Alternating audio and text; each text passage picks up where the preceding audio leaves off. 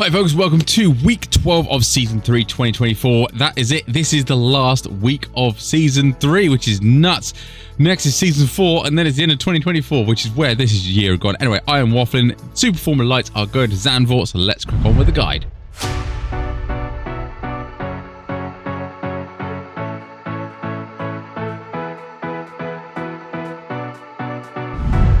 Yes, Max Verstappen land, as I like to call it. This Zandvoort place is one of those circuits that's not great for overtaking. Generally, there is only one place into turn 1, but there is plenty of opportunities to spin, and I will try and talk you through where to avoid them. But yeah, not a bad circuit. It's one of meh circuit, in my opinion. It's okay. It's not fantastic. It's kind of one of them sort of like Hungaroring, where it's quite good to do a lap, but to actually race on it, it's quite awkward to actually overtake and have a race. So yeah, for me, racing is loads of overtaking of trees, lots of slipstream, that sort of, they keep the pack close together. They're the fun races. Where the pack gets strung out because of, you know, different pace differences, it's generally not that good, and that's what I think Zandvoort is anyway. What else do you want to know? The sessions that I use 2 sessions, one in the dry and one in the wet. And these are the settings on screen. As mentioned, 2 sessions, one in the dry, one in the wet. There isn't any scheduled weather for either the open or fixed in this season, but going forward, when this track guide might be available next season, there might be rain. So this is why I do both, to make sure you're both covered, and those are the sessions that I use to make sure it's fixed and fair and everyone knows what they're on about. This in the wet is a different kettle of fish, to be honest. Very, very slippery. You've got to avoid those racing lines in the high-speed stuff. The rear end of the car does not like it. Lots of spins through here, and remember, even in the dry, there's lots of spins around here. So when you add some moisture to it, it gets a lot worse, in my opinion. Anywho, I think that's enough me waffling. Let's crack on with the breakdown lap. Yes, Zandvoort. This is probably the best overtaking opportunity you've got going into turn 1, and it's a bank corner, so you can run it around the outside. A lot of people do defend on the outside rather than the inside, because you get a better run through there. But anyway, we are looking for the 50-meter marker just there, just so we pass it, brake in, turn in, use the camber to get the car rotated and take it nice and slow. You get a nice late apex as the wall sort of finishes there on your right-hand side, and get on full power. You can use a little bit of the gravel trap here without running too much wide and getting an off track, so bear that in mind. Keep it on the left-hand side now, and we're using this little curve here just as it ends. That's where we want to start turn on. So get the car on it, turn it in, lift off, slight drag of brakes, and get a nice late apex on that curb. Stick it to the right hand side, and just use sort of facing that white barrier there that Danny Ricciardo broke his hand on. Go all the way around the top. How many people go to the inside of that corner and it is way slow? You get much worse exit speed. So all the way around that top of that white line is the way to go. Coming through these S's is absolutely flat out. Just be careful if you're too wide, you know, because up this corner is very treacherous to go too wide. But we are hunting for the braking zone, which is that little service road just there. So just turn in, and then as you get into the apex, you might want a slight confidence lift. On cold tyres, you will need a drag of brake, and possibly down in the 5th gear, so be cautious. Again, you can use a little bit of the gravel trap to help you get round, but all of the curb being used there. End of this curbing here on the left-hand side. Brake just after it and get back on power nice and gently without the rear stepping out. I did find this fixed setup to be quite tail happy, so just make sure you keep a little bit of throttle in there to keep it on check. 50-meter marker all the way over there on the left-hand side. Brake very gently and get off brakes. Do not trail brake into this corner, because you will spin round and face the other way and end up on the barrier on the left-hand side. Let the car drift out wide. Really awkward corner, that might add. So is this one that you come into now. Another service road near the telehandle over there on the right-hand side now. Little jab of brakes, and then get off the brake. You don't want to be trail braking in this corner. You will over-rotate the car and face backwards. Easy on throttle here, because you get a little bit snap oversteer, and be careful about running too far wide onto the gravel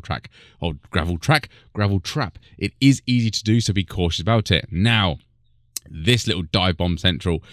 Start the curbing here on the left-hand side. Use all of the curbing. Get it all your braking done nice and gently.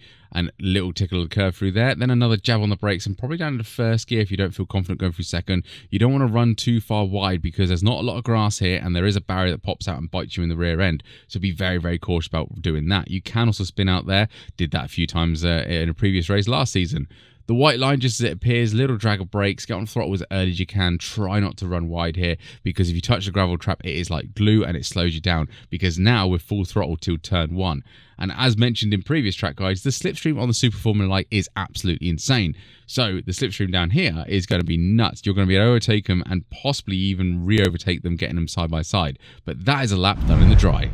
Right then, the wet weather is completely different because, well, we can't use the racing line in the slightest because it's very, very slippery. Weirdly, the braking distances are kind of the similar as well, so that's interesting. So we're using the 50-meter marker like we did on the dry, but we're kind of braking sort of, instead of after it, we're braking just before it. Brake in a straight line, cross the rubberized line, get to this lovely sort of semi-cambered bit and nice grippy stuff out here. Get the car rotated and then start feeding in the power. You will join the rubbered line about now, so just be careful of snap oversteer and avoid the curb on the left-hand side. You should be fine. Now, middle of the circuit, because we want the heavy braking zone, because we do need to brake around here and we do go very, very deep. So just at the advertisement markers on the left, brake, go deep into the corner, watch as we cross the rubber line, little snap of oversteer, and then just coast it all the way around. This corner, you can take it up the high line as well, but you can take the low line. This is the rubberized line, and it's generally more slippy. If you touch the white line, it's slippery as well. But the low line has none of that. So either corner works here. So this is probably the only time that the wet weather would actually work on that low line. I said on the dry line, always go for the high line. So bear that in mind. In the wet, the low line does work. Through the S's, just try and keep off the racing line as best you can. Full throttle, absolutely fine. Now, this little cheeky corner, we want to brake at the same point. But again, we're braking differently, and we're braking through sort of the racing line, if that makes sense. Staying very, very wide around here, just feeding that power. You're just gently coasting the car around, just keeping a little bit of pressure on the throttle to keep that rear end in check, and do not push that corner. It's very, very tricky, very, very dangerous. This one, I'm using the curbing here again as the braking marker, but again, I'm braking deep into the corner to get onto the rubberized line. See, I get a little bit too close to it, a little bit of twitch at the back end, but you need to be cautious about these things. This one, similar principle. I'm braking at the 50 marker again, braking on the racing line, but braking very, very gently and going deep into the corner deliberately to get on this offline unrubberized tarmac that's grippy. You see, I do get too fast into that corner and get forward drift going onto it, but it's okay because as long as we don't spin, we're surviving around here. Again, same principle as the previous three corners, braking at a similar point, braking deep into the corner, and then getting the rotation of the car going on this nice dirty side of the circuit where we actually have grip. Feeding the power nice and gently, and you will end up on the rubberized side here, so just be careful again for snap oversteer, and obviously don't touch the curbing there on the right hand side. This little corner down here, very, very tricky in the dry and even trickier in the wet. So middle of the circuit, this one, because we're doing a heavy braking zone. Start at the curb on the left-hand side, brake nice and heavy and get all your braking done even before you start turning in for the apex. Little cheeky tickle of the curb that runs sailing past because we're understeering, and then don't worry about getting near the curb. Just go run. You can see the rubberized line there. You want to stay off that. Just go all the way around the outside of it. You see I had a bit of snap oversteer through there as well. So just collect it and be careful and be cautious. Otherwise, you'll be absolutely fine. Last corner, this one, middle of the circuit, because I think it was better, but brake at the 50 marker, get the braking done, and then you can get the rotating done and get on throttle as early as you can. Remember, we need a good exit here because we're full throttle until turn 1, so we need a good exit. Fortunately, I get a little bit of a slide on there, so it's not ideal, but again, last corner, slightly different. Just stay on the high line. It's just way more confident, way more grippy, and you can just go flat out without avoiding touching that curb down there on the bottom of us, because that's dangerous. Otherwise, that is a lap done on the wet, and we survived, luckily.